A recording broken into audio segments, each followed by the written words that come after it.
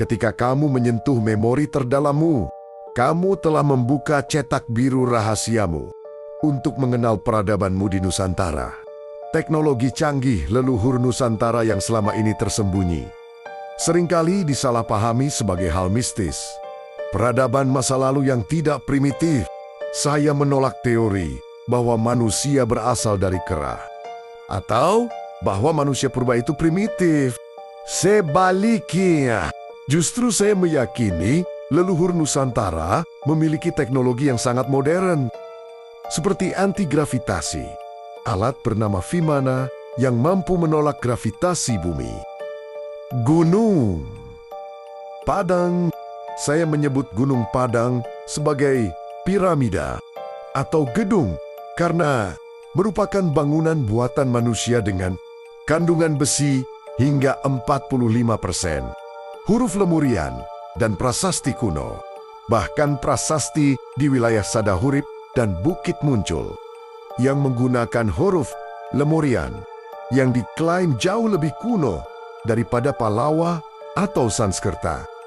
Salah satu prasasti diterjemahkan sebagai pesan tentang manusia yang mampu mengendalikan alam dan dirinya.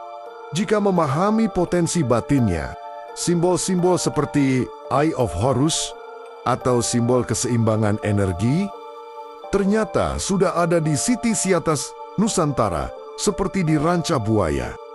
Batuan sebagai sumber energi dan listrik. Salah satu temuan paling menarik adalah sifat batuan di Sitesaitos Megalitikum. Batu talempong batuan yang memiliki sifat memancarkan, meredam, atau menyeimbangkan energi. Pembangkit listrik alami.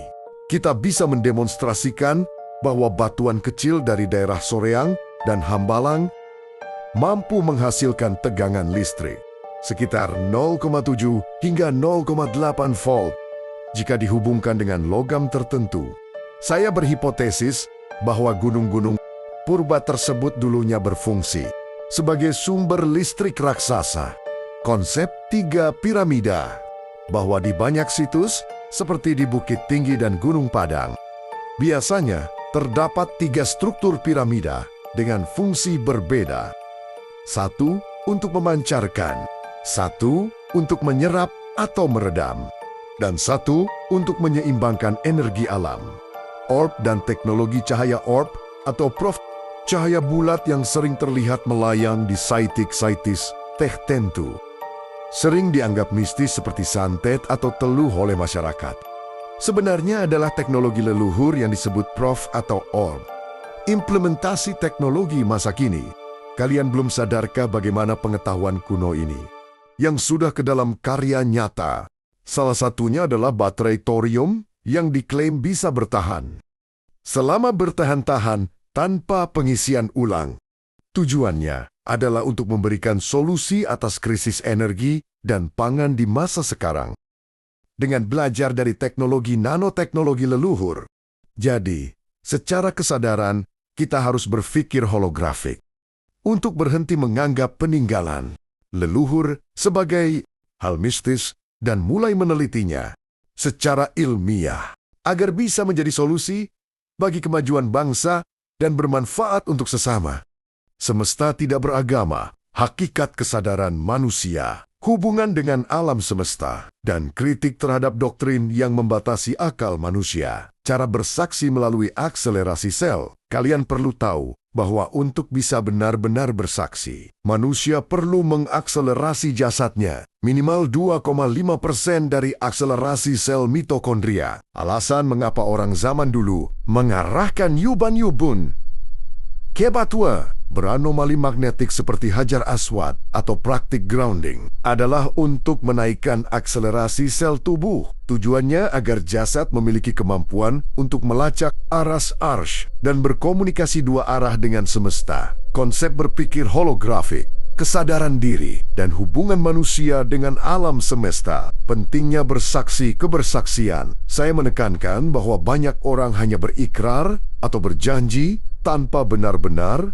bersaksi. Proses untuk benar-benar mengenal Sang Pencipta harus dimulai dari bersaksi pada Siptonia dan semesta. Saat ini banyak orang beragama membalik urutan yang umum diketahui. Seharusnya dimulai dari ma'rifat memahami prinsip kerja atau inti, lalu hakikat konsep atau gambar, baru kemudian syariat perwujudan fisik. Itulah hierarki, urutan yang Rasulullah ajarkan dari fase perjalanan beragama, mengenal diri sebagai miniatur semesta untuk memahami semesta. Seseorang harus kembali ke dalam dirinya sendiri karena manusia adalah miniatur dari alam semesta itu sendiri. Ada 3 unsur dalam tubuh manusia yang harus diselaraskan. Jasad mesin tubuh, jiwa, aplikasi, ruh, atau energi penggerak. Manusia sebagai khalifah individu, bahwa setiap manusia adalah pemimpin bagi dirinya sendiri. Hubungan antar manusia seharusnya bersifat koordinasi,